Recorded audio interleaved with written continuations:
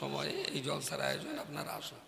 বাহ, তাহলে 21 বছর সভা করার পরেও আগুন এখনো জ্বলেই যাচ্ছে। যে আগুন 21 বছর আগে ছিল সেই আগুন। আচ্ছা, 21 বছর আগে গ্রামে বিড়িখোর কড়া ছিল, আর এখন কড়া হয়েছে, কমেছে না বেড়েছে? হ্যাঁ, বেড়েছে। Very good. 21 বছর আগে এই গ্রামে মানুষ যত পাপের কাজ করতেন সামগ্রিকভাবে, সেই পাপের কাজ তুলনামূলকভাবে বেড়েছে না কমেছে? হ্যাঁ, গাঁজা, মদ, জুয়া। বাহ, মাশাআল্লাহ। তাহলে এতদিন 21 বছর ধরে সবাদে করলুম ডাকি, আর এ যা আয়োজন, আরে ফুল টুল যা চোখ মারামারি করতেছে, তা কম বেশি 60-70 হাজার টাকা খরচা আছে।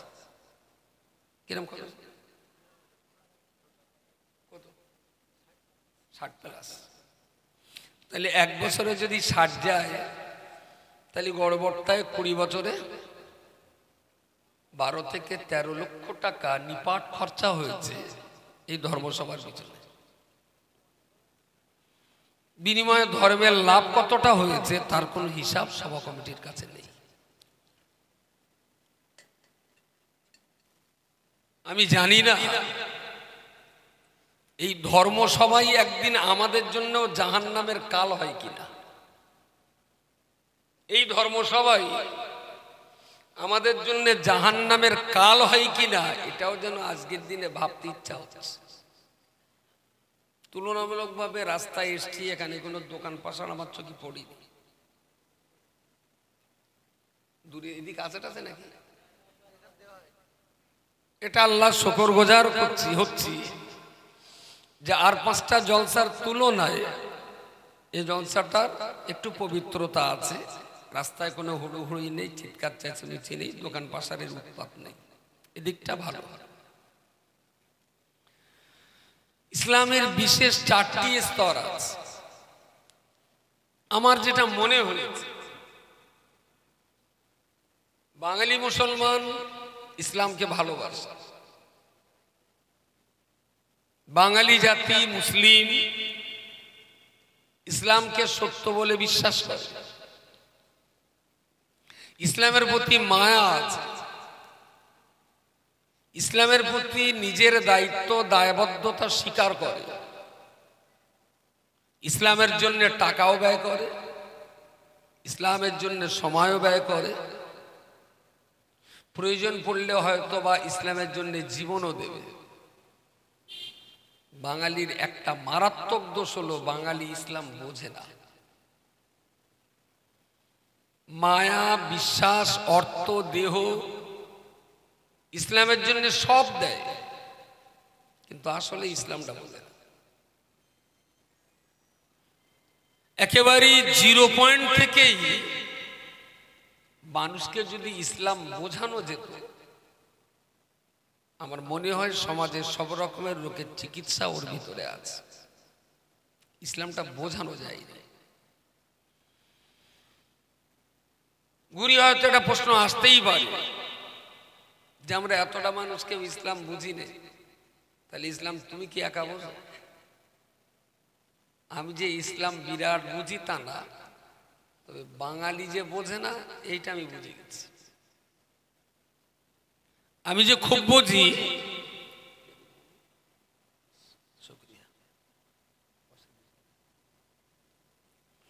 আমি যে ইসলাম খুব বুঝি আমি একবারও বলবো, তবে ইসলাম যতটুকু বুঝেছি তাতে আমার প্রথমেই মনে হয়েছে বাঙালি ইসলাম বোঝে না। একদম সাদামাটা ভাষায় আমার কড়া কথার উত্তর দেন দিন। ঈদের দিন সকালে গা ধোয়া কি ফরজ না ওয়াজিব? গোসল করা, চান করা। ঈদের দিন সকালে গোসল করা আপনি বলেছেন, বলেন ফরজ। একজন বলেছে ঈদের দিন সকালে গোসল করা ফরজ, বাকি আর কিছু বলেন। এখনো সুন্নত আছে, ওয়াজিব আছে, মুস্তাহাব আছে, হারাম আছে। 5 জন 5 রকম বলে দেন, একটা বেরিয়ে যাবে। বলেন কিছুটা বলেন, গোসল করে তো সবাই। আচ্ছা, এর ভিতরে একটা লোক আছে যে দাঁড়িয়ে বলবে হুজুর আমি ঈদের দিন গোসল করি না। হ্যাঁ, সবাই তো করে। একজন বলেছে ফরজ, বাকিরা কিছু বলেন একটা। একজন বলেছেন মুস্তাহাব। বাহ, আরে ঠিক হোক ভুল হোক এরকম কথা বললি না ভালো লাগে। ভাই যেটা বলেছে ভুল বলেছে, এরপরেও বলছে উত্তর দেশে বেশ করেছে। উনি যেমন একটু ভেবেছেন ওনার মনে হয়েছে মুস্তাহাব বলেছে, এটা আমি সন্তুষ্ট। ফরজ হয়েছে, মুস্তাহাব হয়েছে, আর কারণ কিছু কি জ্বালা বলে। আমি কি বাড়ির ভাবির মোবাইল নম্বর চাচ্ছি যে দিদি ভয় লেগেছে? এ কি জ্বালা। ঈদের দিনে সকালে গোসল করাটা সুন্নাত, মুস্তাহাব নয়, ফরজ নয়। আবার সুন্নাত দুটো ভাগ, সুন্নতে মুআক্কাদা, সুন্নতে গায়ের মুআক্কাদা। সুন্নতে মুআক্কাদা আদায় করলে সওয়াব, আদায় না করলে গুনাহ। আর সুন্নতে গায়ের মুআক্কাদা আদায় করলে সওয়াব, আদায় না করলে গুনাহ নেই। ঈদের দিনের সকালের গোসল করলে সওয়াব। আচ্ছা, তোর এই কলজে ব্যবসা দিতে বলে কেটে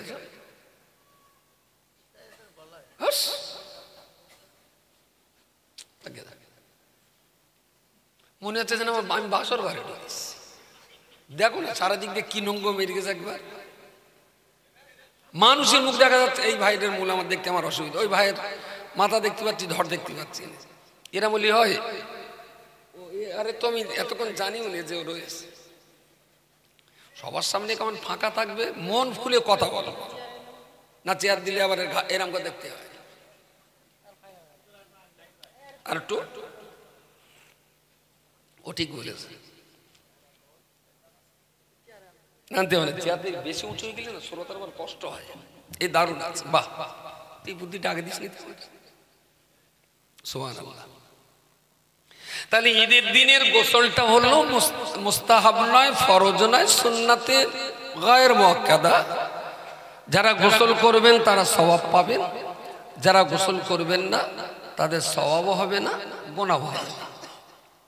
ভেরি গুড। আচ্ছা, এইরকম একটা কাজ করলে সওয়াব, না করলে গুনাহ নেই, এই কাজটা কেউ কি বাদ দেয়?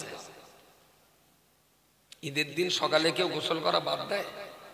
7 ডিগ্রি তাপমাত্রায়ও কেউ কিন্তু গোসল করা বাদ দেয় না। সাবান গেজার ঠেলায় পুকুরের মাছ পর্যন্ত খাবি। এত পরিমাণ সাবান পাকবে 1 ইঞ্চি জায়গা বাদ দেবে না দেহ। ভালো। আচ্ছা, ঈদের দিনে গোসল করাটা সুন্নাত। ঈদের দিনে সকালে 2-4 রাকাত নামাজ পড়াটা কি? প্রথম 2 রাকাত সুন্নাত, পরের 2 রাকাত। আচ্ছা, যত লোক গা ধোয় এই কোতানের স্মৃতি, গা ধোয়াটা কষ্ট বেশি না 2 রাকাত নামাজটা কষ্ট বেশি? ফরজ 2 রাকাত। কথা বলে এই স্মৃতি সকালবেলা গা ধোয়াটা কষ্ট বেশি না একটুখানি উজু করে 2 রাকাত ফরজটা আমি পড়ব, কষ্ট বেশি কোনটাই? গা ধোয়ায় কষ্ট বেশি, এরকম ঠকঠক করে পাঁটা ছাগলের মতন কাঁপবে, তবু গা ধোয়। নামাজটা ফরজে আইন, 1 ওয়াক্ত নামাজ না পড়লে 2,88,00,000 বৎসর জাহান্নামে মরতে হবে। 2,88,00,000 বৎসর জাহান্নামে মরতে হবে। গোসল না করলে 5 মিনিটও জাহান্নামে যেতে হবে, 5 মিনিটও জাহান্নামে যেতে হবে। কিন্তু বাঙালি নামাজটা পড়ে না, গোসলটা করে। এরা কি ইসলাম বোঝে?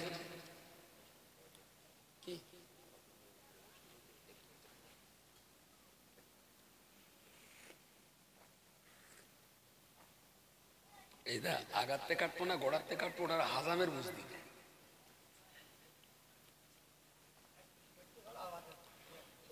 নাম্বার 2, না আমার বলতে চেয়ারে বসতে। চেয়ারে মজলিস অনুযায়ী চেয়ারে বসলি না কাছে শ্রোতাদের ঘাড় ব্যথা করে। এটা দারুণ সুন্দর আছে। নাম্বার 2, কোচির মুসলমানি দেওয়া কি মসলার দৃষ্টিতে বলে ফরজ নামাজে বলেন বলেন তো, মনে হচ্ছে কারুর কাটিনি নাকি, তো বলেন ঝুপঝাপ বলেন। সুন্নাত মুআক্কাদা না গায়র মুআক্কাদা? দুটো তো। সুন্নতে মুআক্কাদা, বাবা যদি তার সন্তানের খাতনা দেয় তাহলে বাপের সওয়াব হবে, যদি না দেয় বাপের একটু গুনাহ হবে, ওটা সুন্নতে মুআক্কাদা। Very good. মাগরিবের 3 রাকাত ফরজ পড়ার পর যে 2 রাকাত সুন্নত পড়া হয়, ওই 2 রাকাত সুন্নাত হলো সুন্নতে মুআক্কাদা। নামাজটা পড়লে সওয়াব, না পড়লে গুনাহ। খাতনাটা দিলে সওয়াব, না দিলে গুনাহ। তার মানে 2 রাকাত নামাজ, মাগরিবের ফরজের পরে 2 রাকাত নামাজ আর খাতনা দুটো সেম। এটাও সুন্নতে মুআক্কাদা, এটাও সুন্নতে মুআক্কাদা। নামাজ পড়লে সওয়াব, না পড়লে গুনাহ। খাতনা দিলে সওয়াব, না দিলে গুনাহ। Very good. আচ্ছা, যে বাপ নিজে মাগরিবের 3 রাকাত ফরজ পড়ে না, সেই বাপ কোন লজ্জায় ছেলের নুনু কেটে সুন্নত আদায় করতে যায়? বাপ তো ফরজ পড়ে না। কথা বলে, লোকে বলে ওর ভাষা খারাপ। আচ্ছা, এসব ভদ্র ভাষায় বললি কে পাটি বসবে? কথা বলে। আমি এখানে শরৎচন্দ্র সাহিত্যের ফুলঝুরি জড়াতে আসিনি। আমি এসছি আমার জাতিটাকে ইসলাম বোঝাবার জন্য। যত সহজে বললে ওরা বুঝবে, আমাকে তত সহজ ভাষায় কথা বলতে হবে। যখন ইউনিভার্সিটিতে বক্তব্য হবে তখন মাতিন সাহিত্যের কথা বলবে। এখানে নিড়েন ঠেলা লোক আছে, কলম ঠেলা লোক আছে। সবচেয়ে নরম ভাষায় বলতে হবে, নিড়েন ঠেকানে কলম ঠেলা, সবাই যেন বুঝতে পারে। আমি এখানে সাহিত্যের ফুলঝুরি ঝরাতে আসি। তাহলে যে বাবা নিজে ফরজ নামাজ পড়ে না, তার কি সুন্নত আদায়ের কোনো দরকার আছে? তার তো সুন্নত না, কচি সুন্নত, কোনো প্রয়োজন? কথা বলেন না, কোনো প্রয়োজন নেই।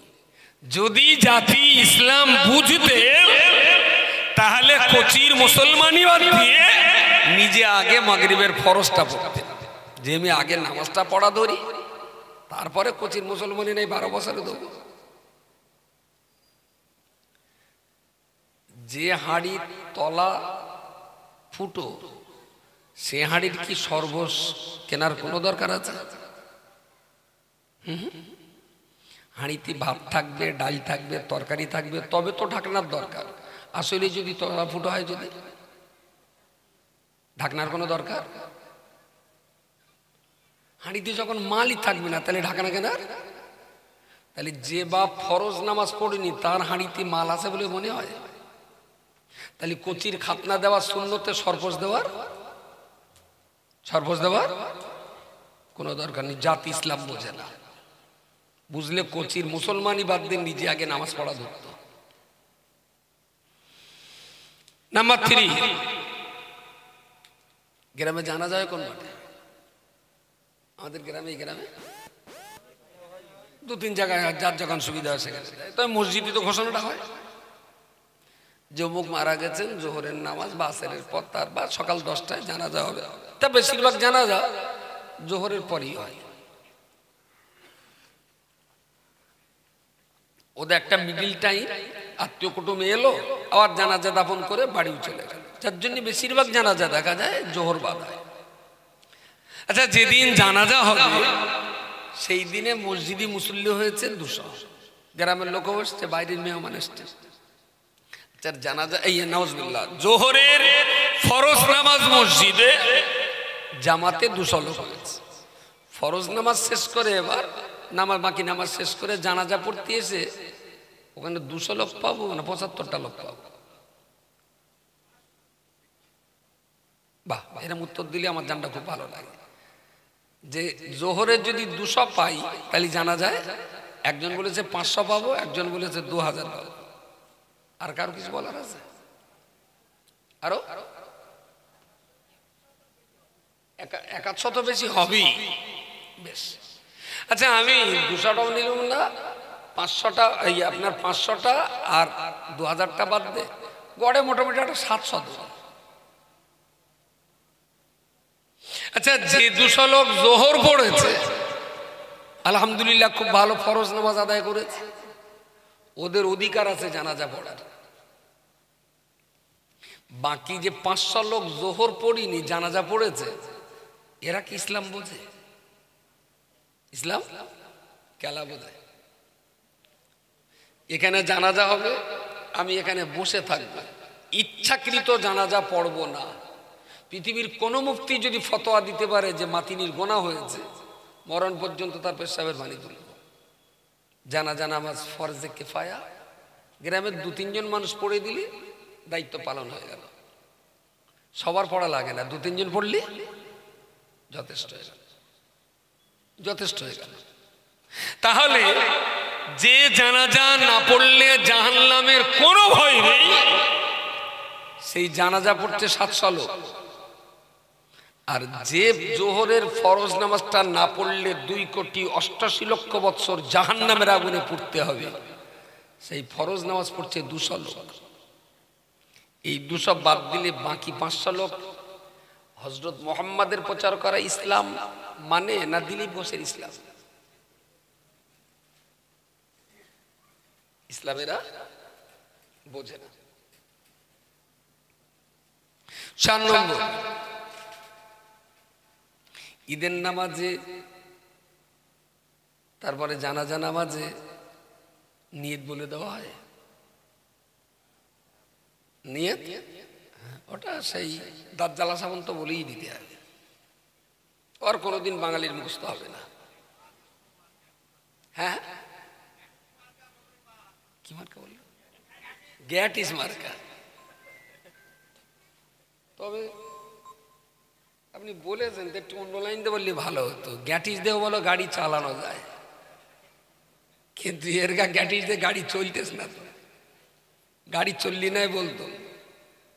গ্যাটিস দিয়ে চালানো যায়, পাকে পাকে একটু ধাক্কা লাগে গাড়ি, কিন্তু চলে। আর এর তো চলতেস না বলতে। নাম্বার 4, জানাজা নামাজ শুরু হওয়ার আগে বলে দেওয়া হলো 4 তাকবীর সহ ফরজে কিফায়া জানাজা নামাজ এই মাইয়েতের জন্য দোয়া স্বরূপ ইমামের সহিত ইকতাদা করিয়া কিবলামুখী হইয়া পড়িতেছি। আল্লাহু আকবার। Very good.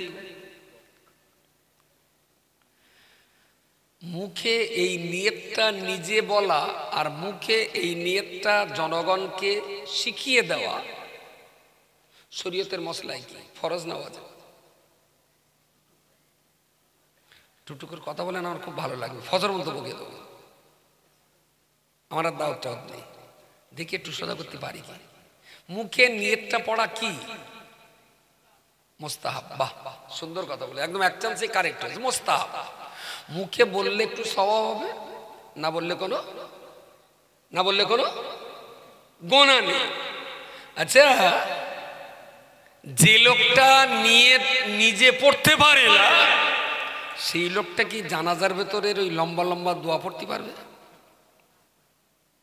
নিয়ত যার পক্ষে সম্ভব না, দোয়াও তার পক্ষে সম্ভব না। তাহলে নিয়তটা না ইমাম বলে দিলে আল্লাহু আকবার, ভেতরের দোয়াটা কোন চাষি বলবে? বলেন বলেন। দোয়া যদি ইমামের বলে দিতে হয় ভিতরে নিয়তটা, তাহলে ভেতরের দোয়াটা سبحانك اللهم وبحمدك وتبارك اسمك وتعالى جدك ولا إله غيرك।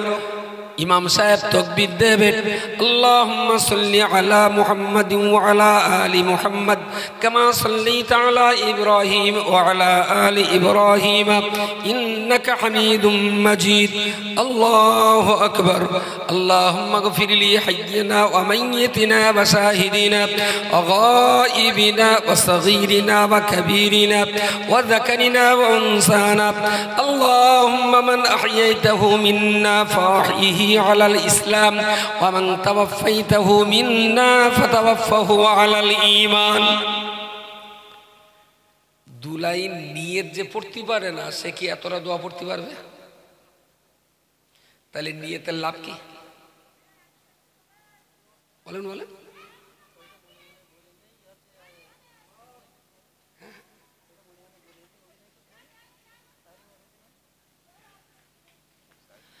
আমি বলছি যে ভাঁড়ের ভেতরে কোনো গুণ নেই। ছোট বয়সে মাচাচিরা দেখতাম এরকম ভাঁড়ের মুখে একটা মালা দে, সেই মালার চারিধারে ওই কাদা দে একদম আটকে দিতেন, পিঁপড়ি টিপড়ে যেতে না পারে।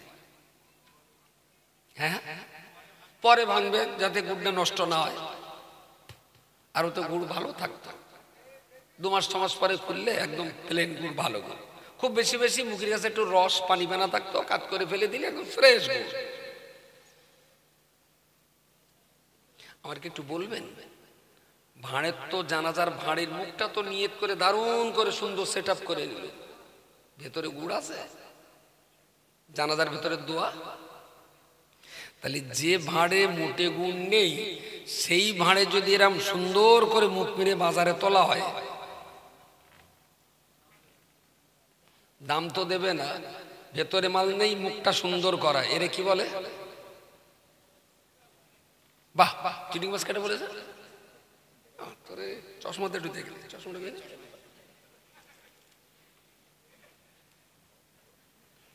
কোন গাছ পড়াশোনা না পড়াশ কত দূর? 4 পর্যন্ত। কি করে এখন? যদি গ্রামে সুযোগ পাচ্ছে একবার ভোটে দাঁড়ায়, তুই জিততে পারবি। সুযোগ আসলে যেন হাতছাড়া করবি। চিটিং বাজ, ধাপ্পাবাজ, জোচ্চোর, মুনাফিক, ভিতরে একরকম বাইরে আর একরকম। আচ্ছা, যদি এবার আইন করা হয় যে যারা জানাজার দোয়াদানি জানো না ভাই, বেকার জানাজার ভাঁড় বড় করে লাভ নেই, তোমরা জানাজা পড়ো না, পাশে বসে থাকো, না পড়লে তো কোনো গোনা হবে না। সবাই মনে করতে যে অমুক মরে গেছে, বহু লোক জানাজা হয়ে গেছে, বহু লোক হয়ে গেল। তাহলে এই খালু অনেক লোক বলিস নি, দোয়াদানি কার জানে কত, সেই কটা লোকের নাম বল।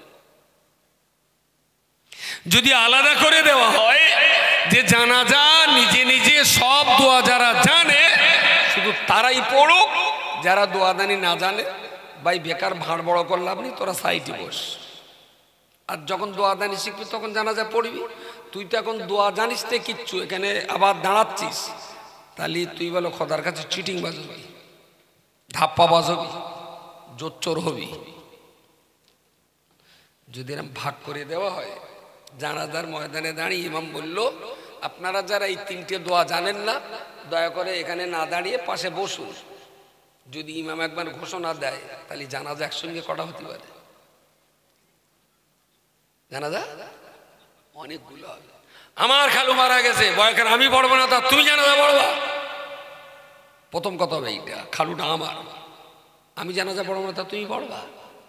ইমাম যদি বলে খালুটা তোমার, যখন তাহলে ইমামতিটা তুমি করো, তখন বলো আন্ডারপ্যানে নোরাবানিতে রসে যাবে। আমার মাথায় ঢোকে না যে এই অজ্ঞতা, এই মূর্খতা, এই নষ্টামি, এই ভণ্ডামি আর কতকাল ধরে চলবে এই সমাজে।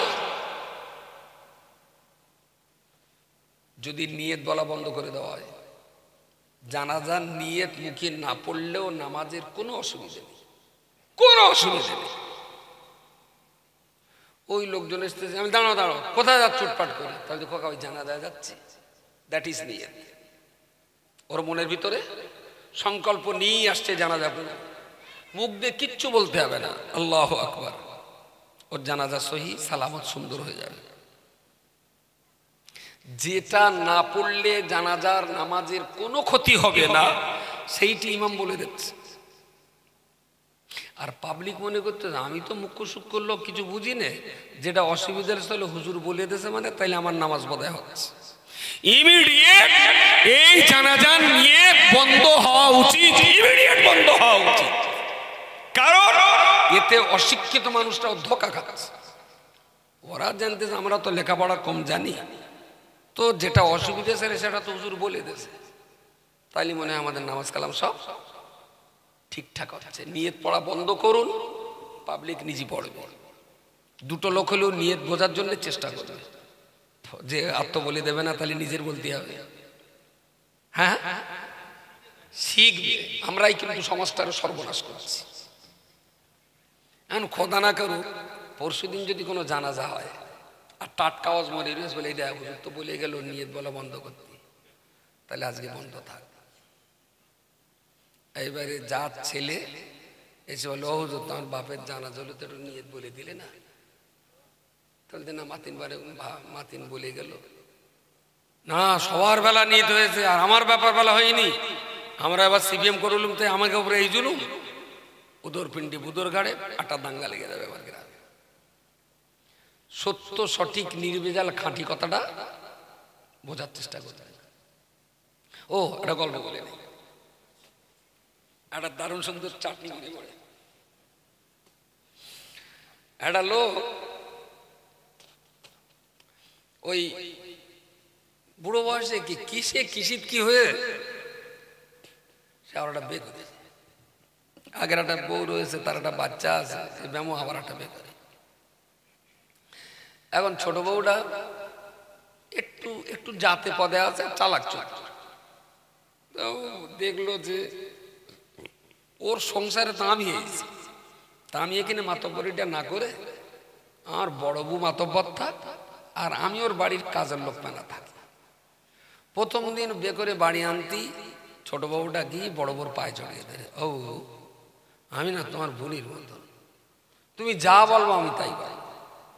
এখন সে মোটামুটি বড় বউ ফটকে ফেলে আর পায়ে ধরে কিনেছ তো মেয়ে লোকের মরণ, সে বড় বউর যা রাগ টাক ছিল সেসব রাগ পুরো পানি হয়ে গেল। ভালো সংসার, বেশ শান্তি। আর এই একদম বড় বউ ছাড়া চলে না, যাই করুক বড় বউ জিজ্ঞেস করো তোমার এত কাজ করতে হয় না, বয়সে তুমি বসে থাকো, আমি উঠোন টুনো ঝাড় ঝুট দিয়ে রান্না বান্না করে ওর গা দুই স্বামী স্ত্রীর বসকেও খাওয়া দেওয়াচ্ছে।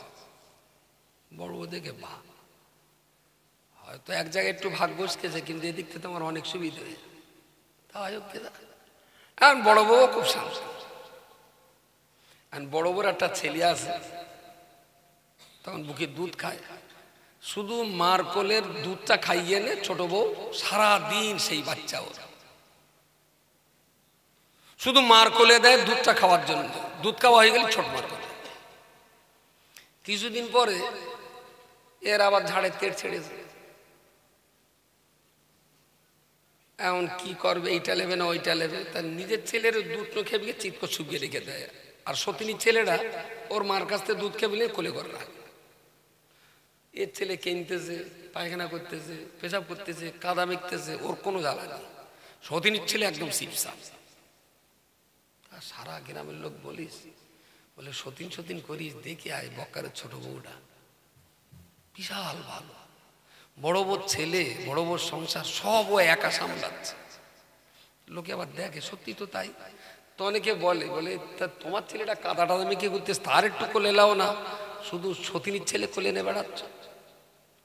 তাহলে তো সংসারটা তো বুর, আমি তো পরেই সাজানো গোছানো সংসার, আমার বড় বউ কত কষ্ট করেছে আগে, সেই জন্য আমি আর বড় বউর খাটতে দেয়নি, সব খাটনিটা আমি খাটি। তার লোকে বিরাট ভালো বলে বউটার, সত্যি এরম বউ তো পাওয়া যাবে না। এখন ওর ছেলে 1 বছর 1.5 বছর 2 বছর 3 বছর দৌড়চ্ছে, পড়তেছে, আঙুল ভেঙে যাচ্ছে, হেঁটো কেটে যাচ্ছে, কপাল কেলকে যাচ্ছে, ওর সেদিক কোনো খেয়াল নেই। বড় ওর ছেলে একদম ফিটফাট, আর সে বেশ নাদুস নুদুস পানা হয়েছে, 7 বছরে প্রায় 17 কিলো ওজন। তুই তোর ছেলেটা অন্তত বাঁচাও, তো মরিয়ে গেল। ওর সময় মতন খাওয়ানি ঘুমনি, পড়ছে কাটছে, তুই ওদিক মোটে দেখিস নি, আর এই একেবারে সবসময় সতীনীর বাচ্চাটা কোলে করে রেখে দিয়েছিস। বলতে দেখো এটা না আমার সোনার চাঁদ, আমার বড় বউ সোনার চাঁদ, এর কষ্ট হলে না একদম মরে যাবো। গ্রামে আর এক চিটিং মাছ না বউ, তার সন্দেহ হয়েছে, বলি এত ভালো তো ভালো না। ওই সে ধরিস, বলে তোর বলতে হবে, নিজের ছেলে বাদ দিয়ে লোকের ছেলে এত যত্ন করিস কেন? তাহলে তুই দেখো দিন আমার বুধ ছেলে না, আমি যত্ন করবো, কেডা করবে? তাহলে না তুই বল ঠিক করে, তোর ছেলে তুই মোটে দেখিস না, ওরে এত দেখতিস কেন? ও তো বলবে না কোনো মতে, ও তো শুনবে না। তো শেষ পর্যন্ত তুই কার সঙ্গে বলবি না, তো বলছে না বল। বলছে দেখ আমার এই কচি হেঁটতেছে, পড়তেছে, কেটতেছে, ভেঙতেছে, ওর বলো জান শক্ত হচ্ছে, ও কষ্ট সহিষ্ণু হচ্ছে, ও যে কোনো পরিবারের যে কোনো পরিবেশে মহড়া দিতে পারবে। ছোট বয়স থেকে ও লড়াই করতে শিখছে। আর এই সতিনীর ছেলেটার কোলে করে রেখে রেখে না, এই ব্যামো 7 বছর বয়স এখন হাঁটতে পার না, সব সময় কোলে করে রেখে দিয়েছে। বলতে স্বামীর 20 বিঘে জমি আছে, এ 10 বিঘে, ও 10 বিঘে, এর ব্যামোর এমন অলসগুটি করে দেবো কোলে রেখে রেখে, জীবনে খেটে খাতে পারবে না। তখন এ ব্যাসপে আর আমারও কিনে কিনে সংসারও চালাবে, জমি বাড়াবে। একদম দেশের জনগণের প্যারালিসিস করে দিয়েছে নামাজের নিয়ত বলে বলে মূল সাহেব করা। 6 বারাতের গোল, চলো সব বাড়ি বাড়ি গিয়ে জান্নাতে দিয়ে আসি, মূল সাহেবের দায়িত্ব।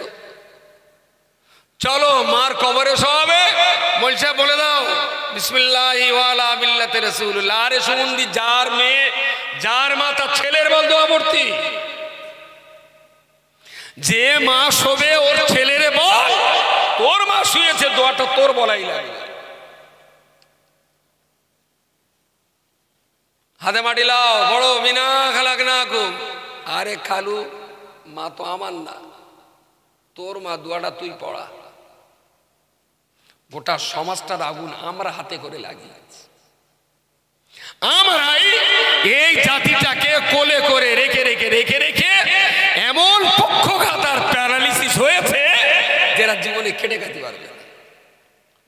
মরে যাবে, হুজুর দোয়া করবে। জানাজা নামাজ হুজুর পড়ে দেবে, কাফন হুজুর কেটে দেবে, কবরের সমান ও হুজুর আছে ওরাই করে দেবে।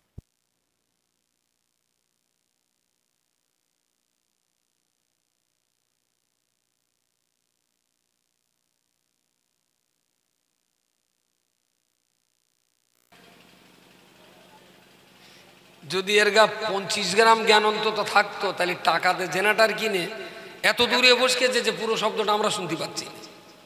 জেনারেটরটাকে মানে এখানে বসাবে, পুরো শব্দটা আমরা শুনতে পারতাম। সালাঙ্গা পয়সা শব্দ সব লোকে শুনে লেগেছে। কোনো হুঁশ বুদ্ধি আছে এর গা? হ্যাঁ, এখানে দিতে হয় হুঁশো কেমন, এখানে আঙ্গা পয়সা লোকে শুনে লেচ্ছে শব্দ সব। এরম সব মনে যেন, এরম সব মনে সামনে বছর আর করিস না। আচ্ছা বলো, আমি যে কথা বলবো ও মোটে দম ফেলতেছ না, একভাবে ধরে যাচ্ছে। কোনো কথা বলার লাইন পাবো এতে আর? আল্লাহ ভালো। ঠিক এই জায়গায় দাঁড়িয়ে আমি আজও বলছি, স্বাবলম্বী আপনাকে হতে হবে। নিয়ত বলে দেওয়া লোক আছে, লাশ শোয়ানো লোক আছে, ইফতারের দোয়া বলে দেওয়ার লোক আছে, কবর জিয়ারত করে দেওয়ার লোক আছে, কিন্তু কবরে শোয়ার পরে মান রাব্বুকা ওয়া মা দীনুকা জবাবটা কিন্তু আপনাকে একাই দেওয়া লাগবে। কোন ইমাম, কোন মাওলানা, কোন বিশ্বাস, কোন হুজুর আর কোন ইমাম কিন্তু আপনার কবরে জবাব দিয়ে দেবে না। আপনি স্বাবলম্বী হন, আপনি স্বনির্ভর হন। পৃথিবীতে এ কাজগুলো তো ভালোই পেরিয়ে গেল, ফার্স্ট ইন্টারভিউতে যদি ফেল করেন।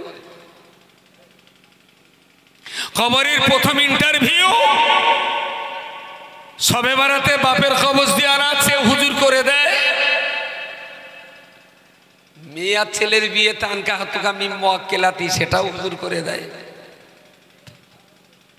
কবরের দোয়াটা কি হুজুর করে দিলে হবে? মান রাব্বুকা ওয়া মা দীনুকা ওয়া মান নাবিয়ুকা, ওটা তো আপনাকেই পড়তে হবে, ওটা তো আমাকেই পড়তে হবে। এক যদি ওখানেও লোক দিয়ে পার করানো যেত, তাইলে আমার মত ছিল যে সব লোক দিয়ে হোক, কিন্তু ওখানে তো লোক দিয়ে।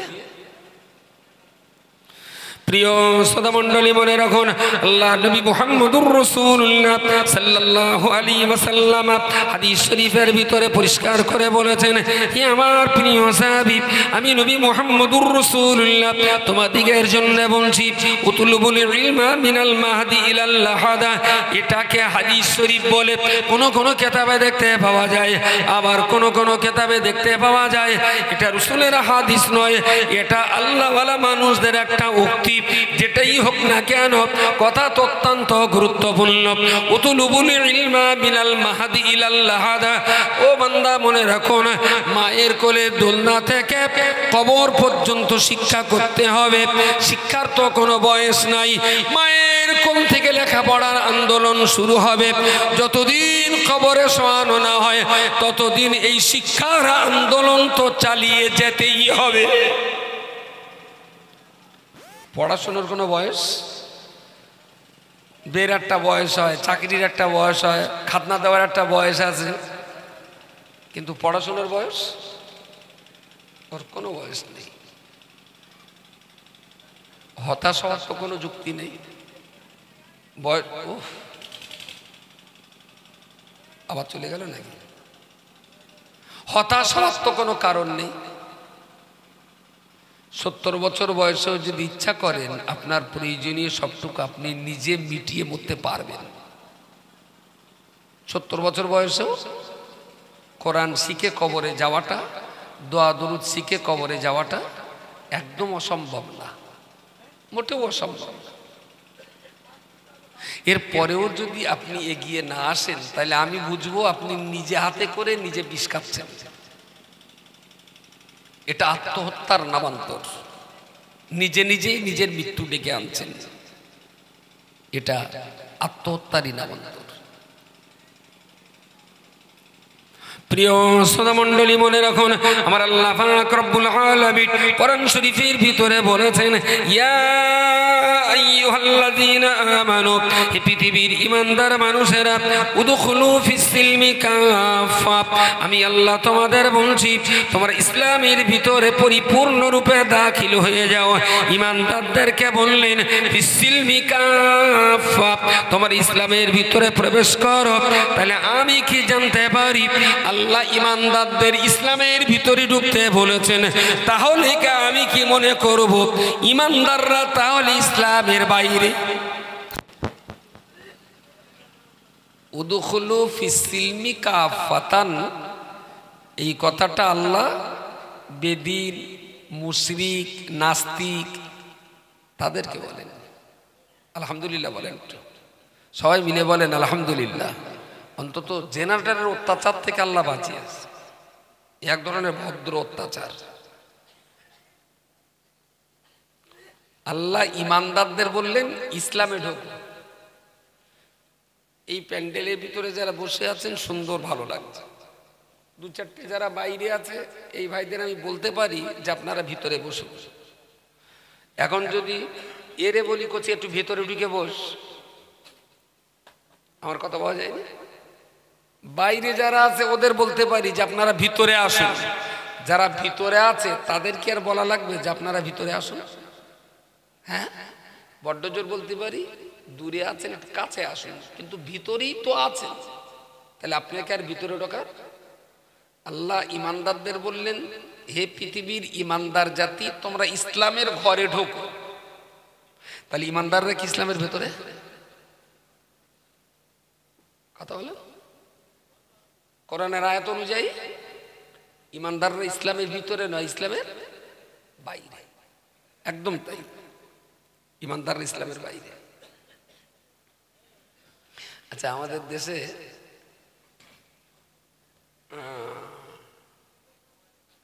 পঞ্চায়েতের মেম্বার বড় না প্রধান বড়? প্রধান। আচ্ছা, মেম্বার না হয়ে প্রধান হয়েছে এরকমটা লোকের নাম বলে। মেম্বার না কিন্তু প্রধান। কথা জড়িয়ে যাচ্ছে না তোমার? মেম্বার না কিন্তু প্রধান হয়েছে, এরকম কোন লোক নেই। তাহলে প্রধান হতে গেলে মেম্বার হওয়াটা অবশ্যই জরুরি। যে মেম্বার নয় সে কখনো প্রধান হতে পারবে না। তাইলে সমস্ত প্রধান অবশ্যই মেম্বার, তবে সব মেম্বার প্রধান না। ভেতরে ফিতে জড়াচ্ছে না তো? প্রত্যেকটা প্রধান অবশ্যই মেম্বার, তবে সব মেম্বার প্রধান না। দেশের মসজিদের যত ইমাম আছে সমস্ত ইমাম অবশ্যই মদ্দালোক, তবে দেশের সব মদ্দালোক ইমাম না, তাই না?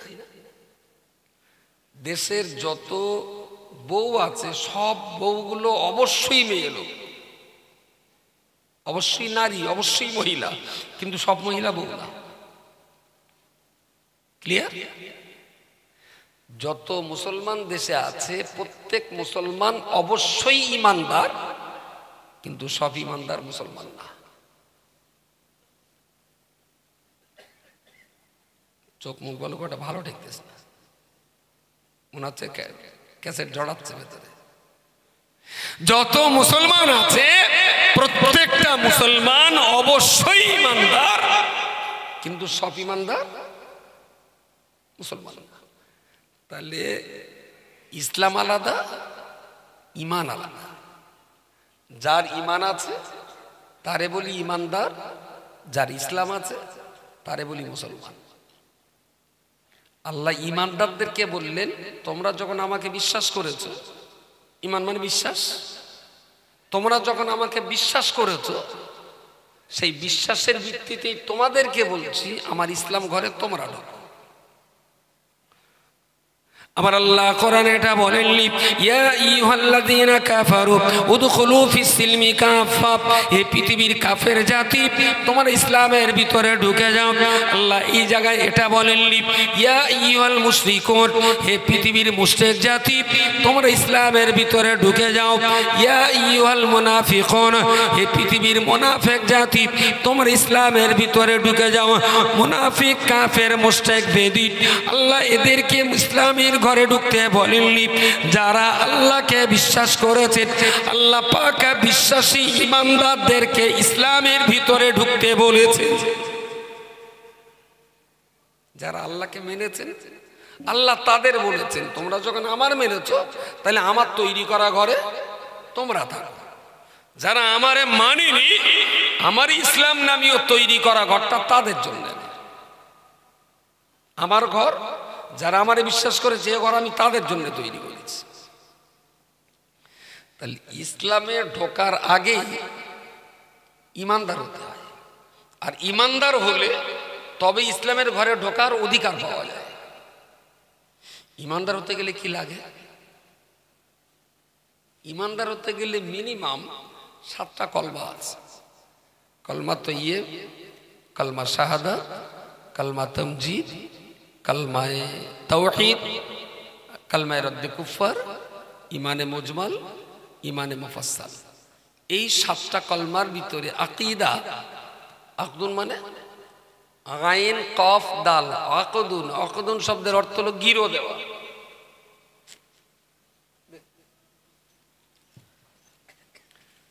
হ্যাঁ মুরিদ করো। ধরুন দুটো কাপড়, একটা দে, একটা দে, এই দে, এই দে, এই, দ্যাট ইজ, এটা কি বলে?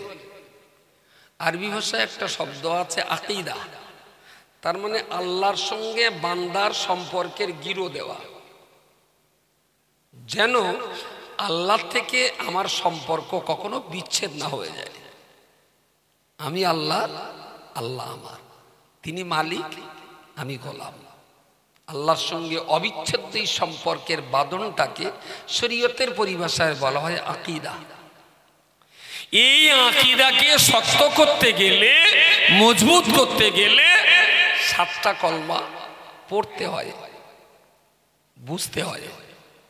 সেই পড়া আর বোঝা অনুযায়ী ভিতরে বিশ্বাস করতে হয়, তবে ভালো ইমানদার হওয়া যায়। প্রথমে তো পড়া, তারপর বোঝা, তারপর বিশ্বাস, তাহলে আমি ইমানদার। আর যেই আমি ইমানদার হলাম তার মানে ইসলামের ভেতরে ঢোকার যোগ্য অর্জন করলাম। Very good. ইমানটা বিচার করা হোক আমরা কতটা। এই মহল্লাতে আজকে এখানে যে কটা মানুষ আছেন 7টা কলমা মুখস্থ পড়তে পারবে 100-র ভিতরে কতজন? মোটামুটি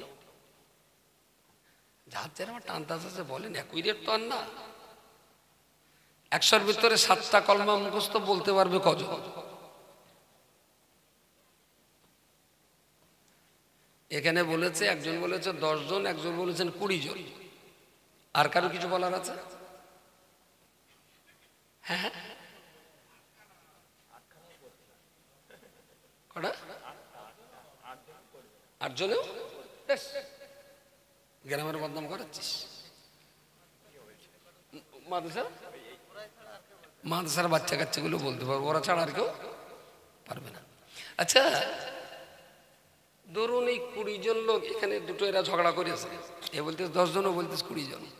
ধরুন 20 জন পারে, তাহলে কলমাটা শুধু 20 জন পড়লি তো হবে না, ওই কলমাটা তো মুখে বললে হবে না, ভিতরে ঢোকাতে হবে। ভিতরে তো আর ইঞ্জেকশন দিয়ে ঢোকালে হবে না। কলমার মানে মতলবটা সুন্দর করে বুঝবে তো অটোমেটিক কলবের ভিতরে বিশ্বাসটা তৈরি হবে। 20 জন যদি কলমা জানে, মানে বোঝে কজন?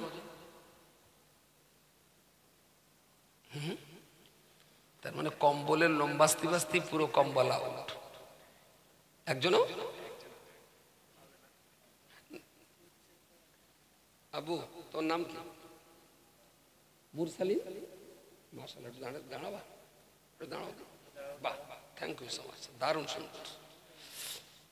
একদম সোজা হয়ে দাঁড়াও, 2 হাত। বাহ, কি নাম? আব্বুর নাম কি? বাহ, আম্মুর নাম? আর তোর নানুর বাড়ি? আব্বু শ্বশুর বাড়ি? এই তো মাল টাইট আছে। আচ্ছা, কোন ক্লাসে পড়া হয়? 3তে পড়েন। এখন যদি 1 গ্লাস পানি আনতে বলি তোমার, 1 গ্লাস পানি এনে দেবে? কি বলেছে? কচি পানি আনবে তো? একটু মুখ দিয়ে বলো। আমি যদি 1 গ্লাস পানি আনতে বলি তোমাকে, পানি আনবে? মুখ দিয়ে বলো। Please give me a glass of water. Please don't worry, give me a glass of water. পানি আনবে বলেছিল না? তা আমি ওর কাছে কাঁঠাল চাইছি না পানি চাইছি? আনতে যাইনি কেন? হ্যাঁ, thank you so much, sit down. এই বাচ্চাটার ইচ্ছা ছিল আমার হুকুমটা মেনে চলার। ও কিন্তু বলেছিল পানি আনবো, কিন্তু আমি যে ভাষায় পানি চেয়েছি ভাষাটাও, সুতরাং পানিও আনিনি। তাহলে আমার মেনে চলতে পারলো? কিসের কারণে পারলো? ইচ্ছা ছিল তো আমার, ইচ্ছা ছিল তো আমার কথাটা মানার, কিন্তু পারলো না ভাষার কারণে। কলমা 7টা আরবিতে মুখস্থ করলেই ইমানদার হওয়া যায় না। ইমানদার হতে গেলে 7টা কলমার মানে বুঝে বিশ্বাস করতে হবে, তবে আপনি ইমানদার। বলুন কোন পাড়ায় বাস করছেন, ইমানদার পাড়ায় না কাফের পাড়ায়?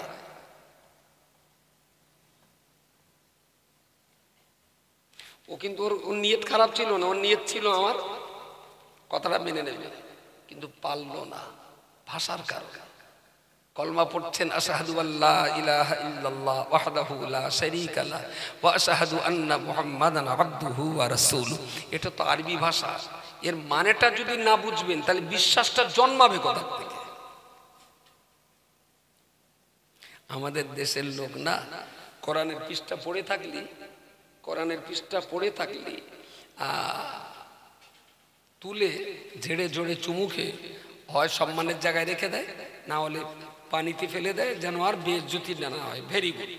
সুন্দর করে আরবিতে লিখে যদি বলা হয় যা আনি আবা জাহালি বলে, যদি সুন্দর করে আবু জেহেলের ইতিহাস লিখি আরবিতে, যদি পড়ে থাকে না শালা বাঙালি, ও তুলে চুমু খায়।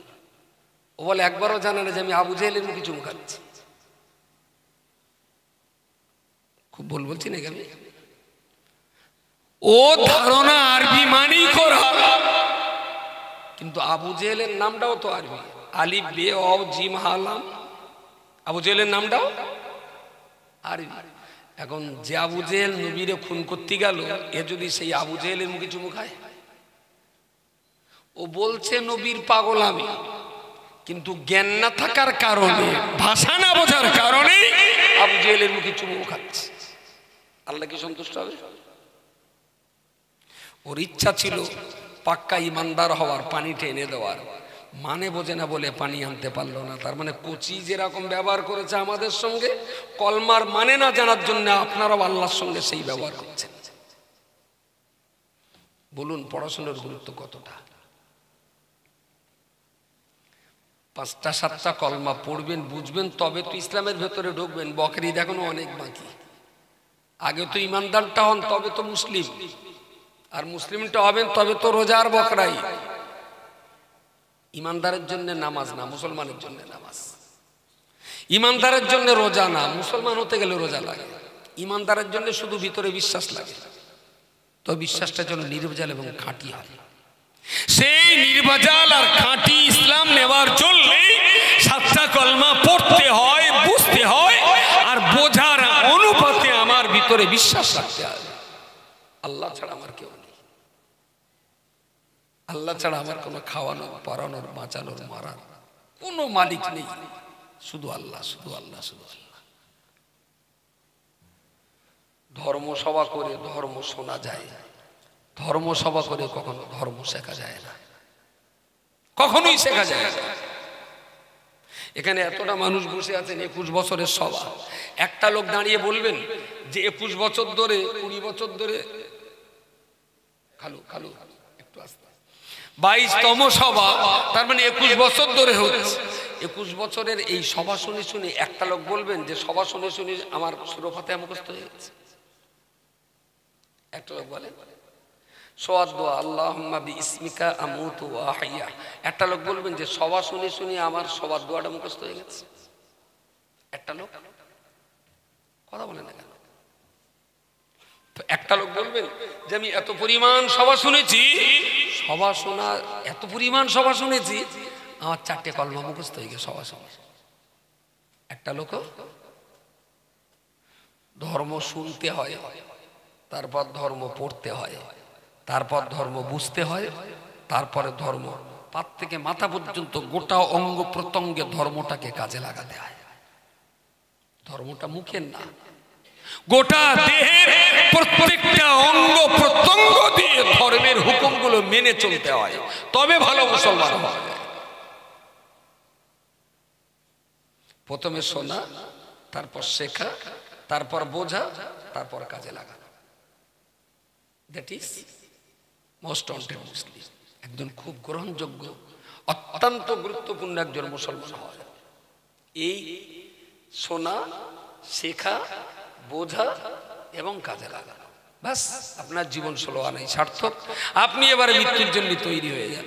আজরাইল যখনই আসে আমি একদম হাসি মুখে মরার জন্য তৈরি আছি। জীবনের কাজা নামাজ ছিল, পড়ে ফেলেছি। দেনা ছিল, শোধ করে ফেলেছি। বাচ্চা কাচ্চাদের লেখাপড়ার অভাব ছিল, আলহামদুলিল্লাহ সেটাও কলমা কালাম শিখিয়ে দিয়েছি। আমি কোরআন জানতাম না, মাশাআল্লাহ সেটাও শিখে গেছি, আলহামদুলিল্লাহ। মরণের ব্যাপারে আমার আর কোনো পরোয়া নেই, আমি এখন তৈরি হয়ে গেছি। আজরাইল যদি বলে আজ এক্ষুনি মরতে হবে, আমি রেডি। মরে তো যেতেই হবে, তো অযথা কাছে টানাটানি করে তো লাভ হবে না। তা মরি যদি যেতে হয়, যত টানাটানি করবেন তত কষ্ট হবে, হচ্ছে হাসতে হাসতে যাবো, কষ্টটা কম হবে।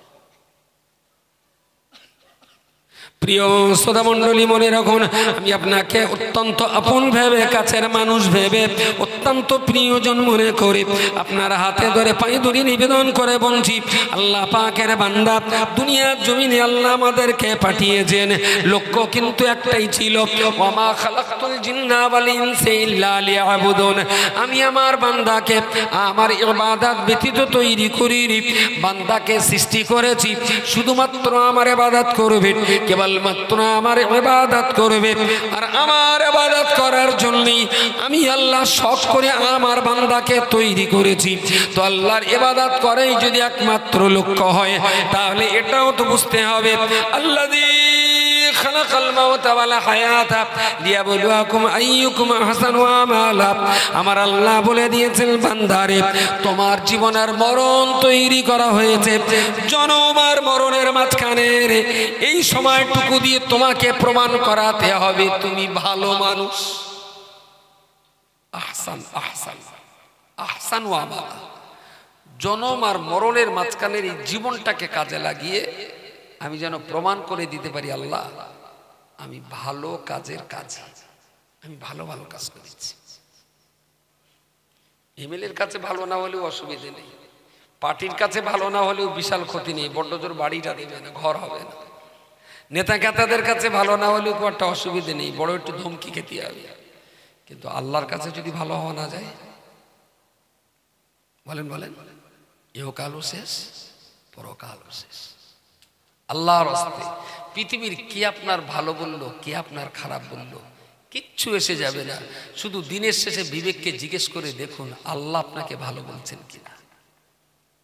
যদি আল্লাহ ভালো বলে ভেরি গুড, একদম আপনার টেনশন নেবার কোনো দরকার নেই। জায়গাটা শক্ত করে ধরে থাকুন যেন এই জায়গাটা কেউ ক্ষতি করতে না পারে।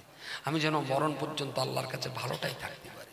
আচ্ছা, পৃথিবীর সবাই আপনার বেজম্মা বলল, আল্লাহ বললেন বরকতুল্লাহ আমার খুব ভালো বান্দা। সারা পৃথিবীর মানুষের গালিতে আপনার কি একটা পশম পরিমাণ কোনো ক্ষতি হবে? ক্ষতি? গোটা দুনিয়া আপনাকে আলেম বলল, মাওলানা বলল, হুজুর বলল, পীর বলল, মাস্টার বলল, গওস কুতুব বলল, আল্লাহ বললেন রহিম বক্স লোকটা ভালো না। পৃথিবীর মানুষের সুনামে আমি পরকাল বাঁচাতে পারবো না। ভালো যদি হই তো আল্লাহর কাছেই হই, খারাপ যদি এখন তো হতেই হয় দুনিয়ার মানুষের কাছে হোক, যেন আল্লাহর কাছে খারাপ হতে না হয়, কারণ তিনি তো আমাদের সব। এই বিষয়গুলো নিয়ে একটু জানা বোঝা করার কি প্রয়োজন আমাদের পড়িনি সারা জীবন? সালমান ফারসি রাসূলুল্লাহর হাতে হাত রেখে কলমা পড়ে মুসলমান হয়েছিলেন। ফারুক আযম ওমর রাদিয়াল্লাহু আনহু নবীর হাতে হাত দিয়ে কলমা পড়েছিলেন। বিল্লাল রাদিয়াল্লাহু আনহু তিনিও রাসূলের হাতে হাত দিয়ে কলমা পড়লেন, মুসলমান হলেন। আপনি কার কাছে মুসলমান হয়েছেন বলেন? এটা আপনি কার কাছে মুসলমান হয়েছেন? মুসলমান হননি নাকি? হ্যাঁ, জন্মের থেকে। ভেরি গুড, দারুণ কথা বলেছে। তাহলে ছাগলের পেটে ছাগল হয়, গরুর পেটে গরু হয়, আর বাপও মুসলমান মাও মুসলমান, তারই পেটে মুসলমান হয়েছে, তাই তো নাকি? আচ্ছা, তাই যদি হয় তাহলে হুগলি জেলার বাঁকপুরের মাটিতে শুয়ে থাকা সুফি আব্দুল মোমেন কার পেটে জন্ম? আব্দুল মোমেন হুজুরের কবর জিয়ারত করেননি কেউ? হাওড়া জেলার বাঁকুলে। ওনার জন্ম কি মুসলমানের পেটে? হ্যাঁ, কার পেটে? অমুসলিম। প্রতাপচন্দ্র সেন তো ওনার নাম। তাহলে উনি ভাই হিন্দুর পেটে জন্ম নিয়ে তাহলে মুসলমান হবে কেন? ওগুলোকে তো কবর জিয়ারত করা যাবে না, মুসলমানই না। হিন্দুর পেটে যখন জন্ম তাহলে হিন্দু। কেটা বললো জন্মগত? কলমা, কলমা। Very good. হিন্দুর পেটে জন্ম নিয়ে কলমা পড়ে যদি মুসলমান হয়, তাহলে মুসলমানের পেটে জন্ম নিয়ে যদি 7টা কলমা পড়তে না পারি কি হবে? খালু খালু এতেকাপ করলে হবে না? এই বলে খালু কথা বলে।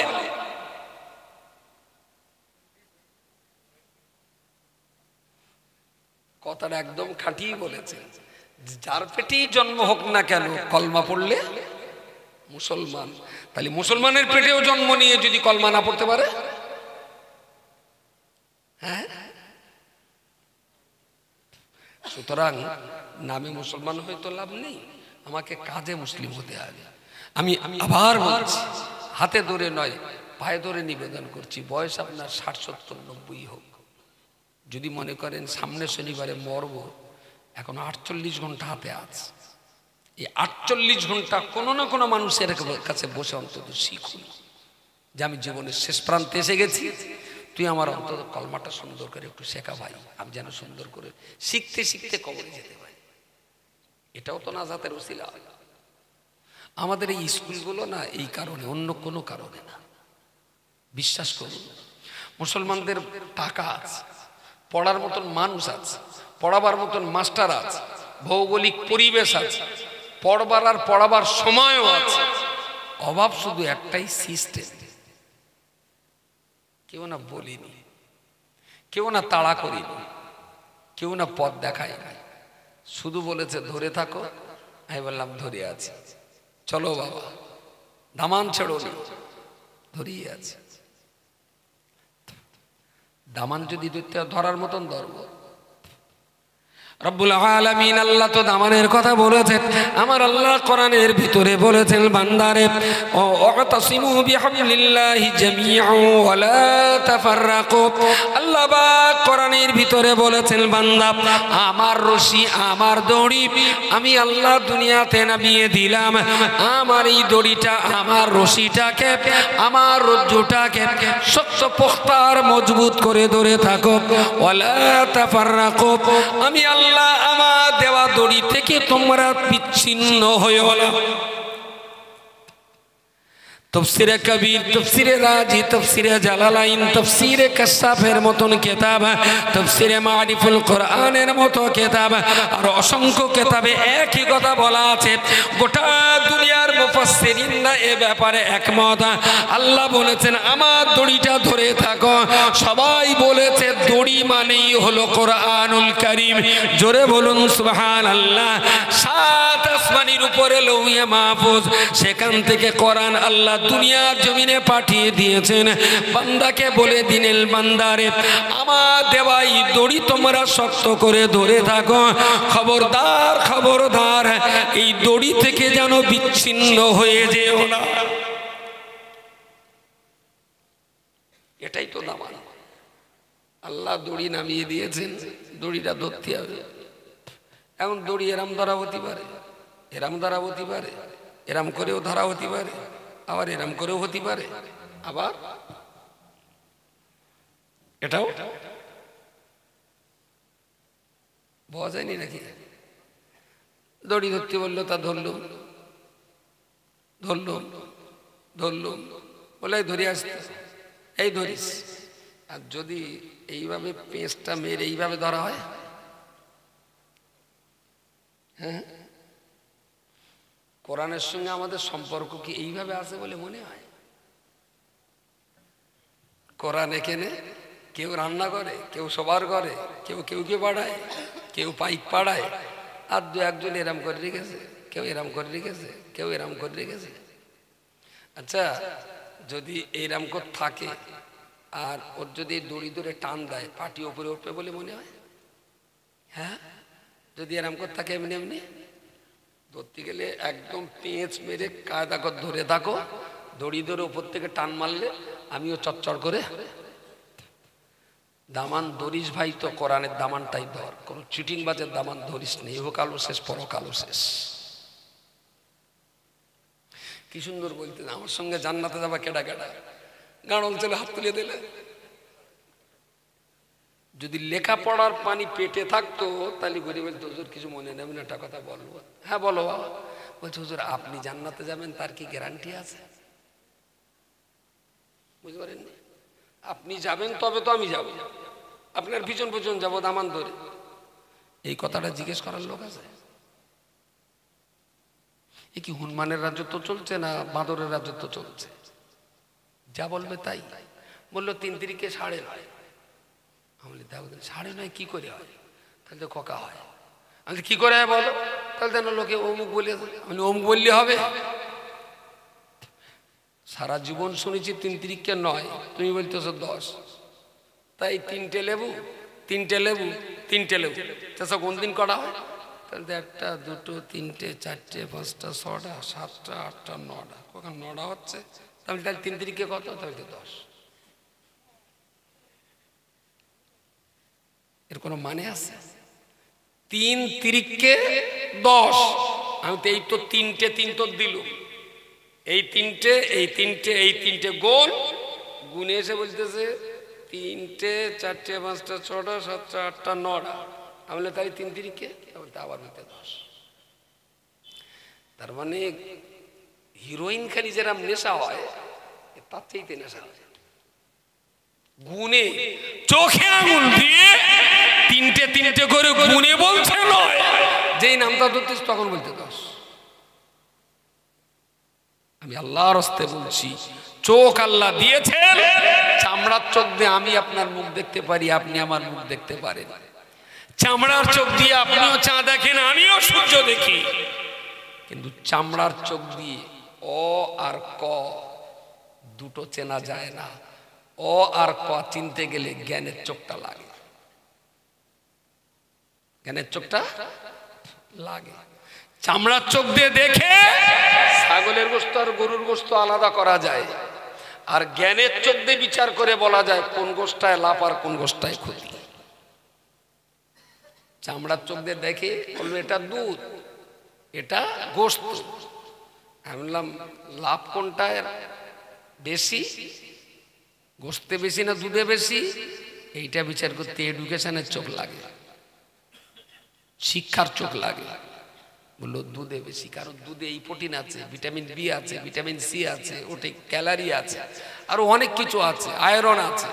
গোশতে বললো গোশতে কোলেস্টেরল আছে, সুগার আছে। গোশতে আর কি আছে না বিশাল চর্বি বাড়ে। গোশত খেলে আর কি হবে না ইউরিন অ্যাসিড বাড়বে, হেঁটে কোমরে ব্যথা হবে। চোখ দিয়ে দেখিয়েছি দুধ, চোখ দিয়ে দেখিয়েছি গোশ। জ্ঞানের চোখ বলছে গোশে ক্ষতি বেশি, দুধই উপকার বেশি, কিন্তু মুসলমান খাবে কোনটা বেশি? তার মানে জ্ঞানের চোখ কাজে লাগায়নি, চামড়ার চোখটাই কাজে লাগায়। আর মুসলমান এখন জীবের কাছে মরি গেছে। জীব জীব 4 তরিকায় বায়াত হয়েছে জীবের কাছে, জীব যেটা ভালো বলবে সেটা ভালো। আমি বলছি গোশটা কম খান, দুধটা বেশি খান। গোশের চাইতে দুধের উপকার অনেক বেশি, কিন্তু দুধের কিলো 50 টাকার, গরুর কিলো শুধুমাত্র জীবের জ্বালায়। আমি ত্রুটি বিচ্যুতির জন্য ক্ষমা চেয়ে নিচ্ছি। এই বক্তব্যগুলো আমরা চালাই খুব সিস্টেমেটিক্যাল। এখানে কড়াই চলছে এখন আসের পর থেকে শুধু একটা কমাস হয়েছে 8 মাস। তুই এতদিন মায়েদের ক্লাস করিস নি কেন?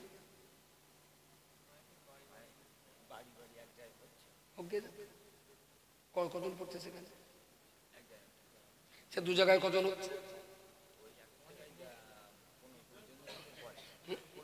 20-25 জন। গ্রামে মোট বউ আছে কতজন? তো ওখানে 20 জন পড়ুক, আরেকজন 20 জন পড়াক, আরেকজন 20 জন পড়াক, তুইও 20 জন পড়া। ওখানে পড়তে বলে তোর পড়াবে না, ওরা বে করলে তাহলে তুই বে করবি না? তো তাহলে আইবড়ে থাকতেই হবে। এরা না অতিরিক্ত বুদ্ধি ধরে। সমাজ সোজা করার জন্য অত্যন্ত জরুরি হয়েছে মায়ের ব্রেন ওয়াশ করা। প্রত্যেকটা পরিবারের যিনি গৃহকর্ত্রী আছেন মায়ের ব্রেনে ঢোকাতে হবে। মা যদি ভাত দেওয়ার সময় স্বামীকে বলে এশার নামাজটা পড়েছ, বললো না, তাহলেও খেয়ে এলাম। ছেলের ভাত দিতে যদি বলে আব্বু জোরে নামাজটা পড়েছ, বললাম ও পড়ি, তাহলে ভাতটা খেয়ে নে, পড়ো বাবা। শ্বশুরি কোলে দুটো ভাত দেবা, ভাতটা আগে খাবেন না নামাজটা আগে পড়বে? শ্বশুর খেলাকালিতে পড়বে, নামাজটা মতে পড়ে না। মাকে যদি ঠিক করতে পারেন ইনশাল্লাহ ধীরে ধীরে ধীরে ধীরে বাচ্চা থেকে বৃদ্ধ সব সমাজের ভিতরে ইসলাম ইনপুট করা যাবে।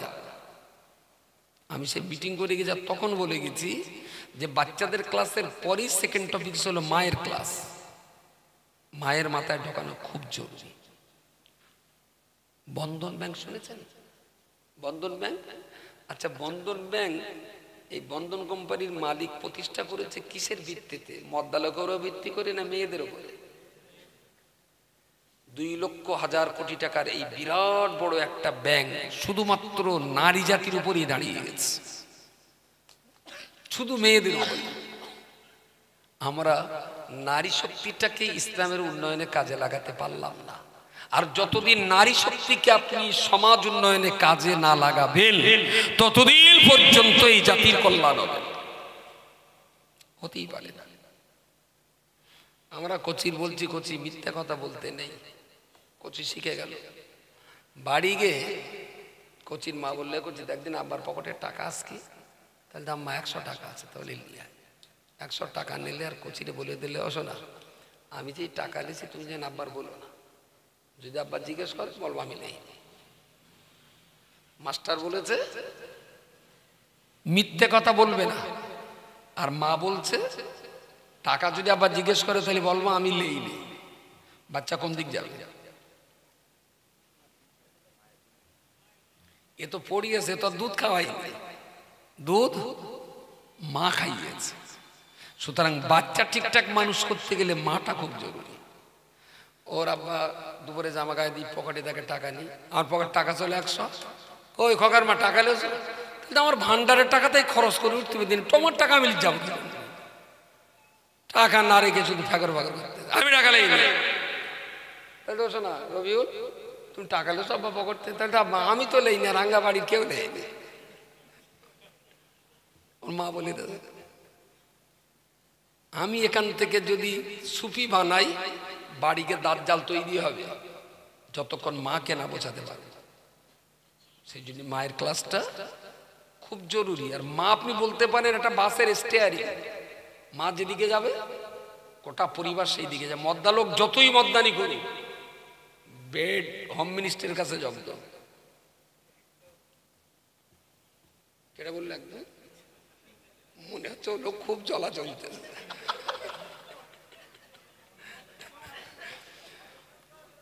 সাংঘাতিক ব্যাপার। বাজার আপনি সব কিনেছেন, কিন্তু রাত্রি উজ্জি হবে না, ডয়রা কলা হবে, এটা কিন্তু বউ ঠিক করে। বলেন বলেন, কিনেছেন সব আপনি, কিন্তু আজকে কি খাবেন এটা স্ত্রী ঠিক করবে। স্ত্রী যদি একবার দাঁড়ায় যে আমি ভাত রেঁধেছি, আলু সানা আছে, ডাল আছে, ডিম আছে, বেগুন আছে, মাছ আছে, সব তরতর করা আছে, এক এক করে নামাজ পড়ে এসে বসো, এক এক করে ভাত খাও। আর না সবাই নামাজ পড়ে এসে খাও। যদি নামাজ না পড়ে আমি কোনো বেনামাজির পাতে ভাত দিতে পারবো না, বুঝতে পারেন? যা সে খুলে খাও, আমি ভাত দিতে পারবো না।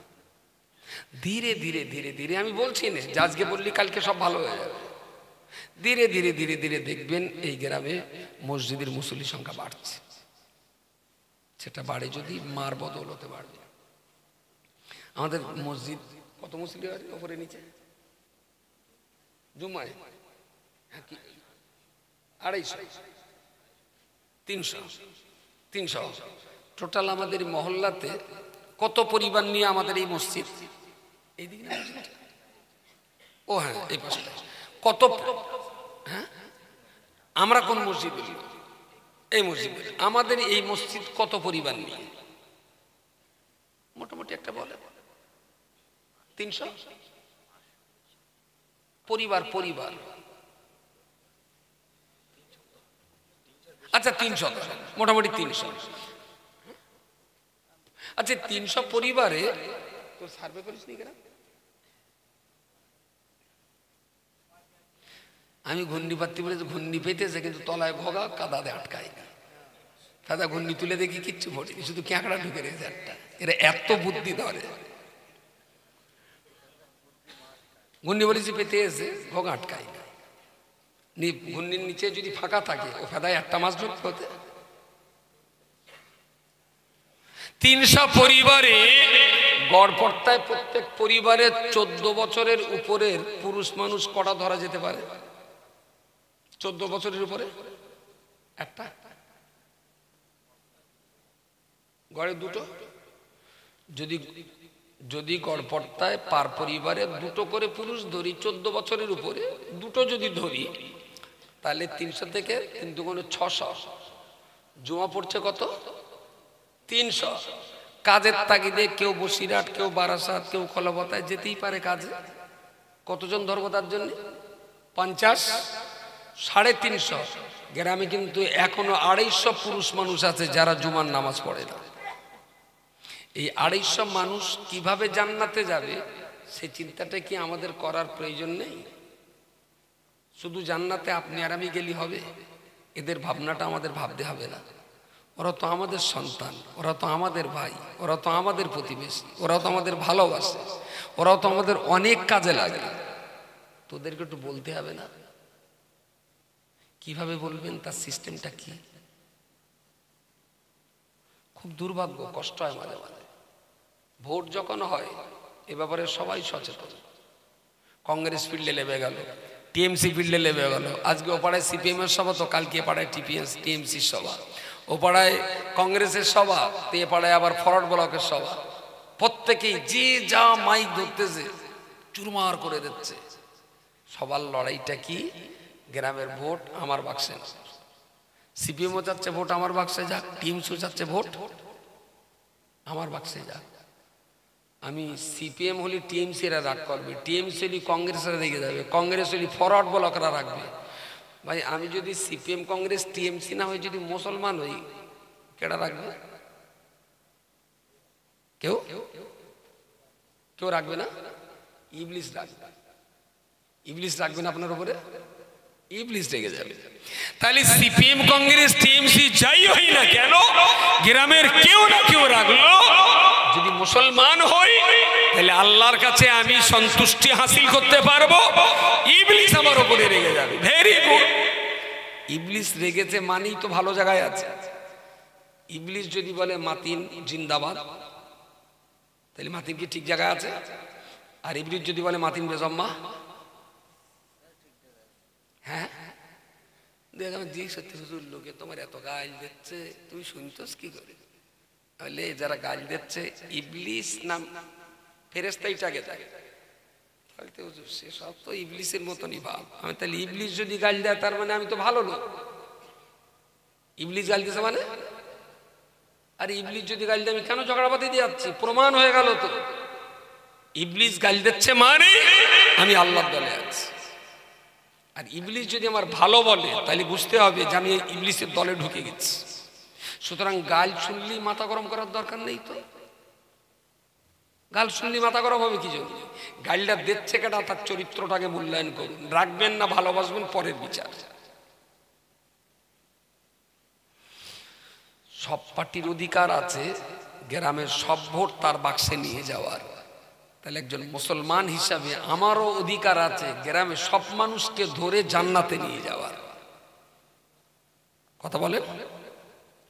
পার্টি যদি তার দলে ভোট বাড়াবার চেষ্টা করে, প্রত্যেকটা মুসলমানের ভিতরে তো এই লড়াই থাকা উচিত যে আমার চণ্ডীগড়ি গ্রামের কোনো একটা লোককে জাহান্নামে যেতে দেবো না।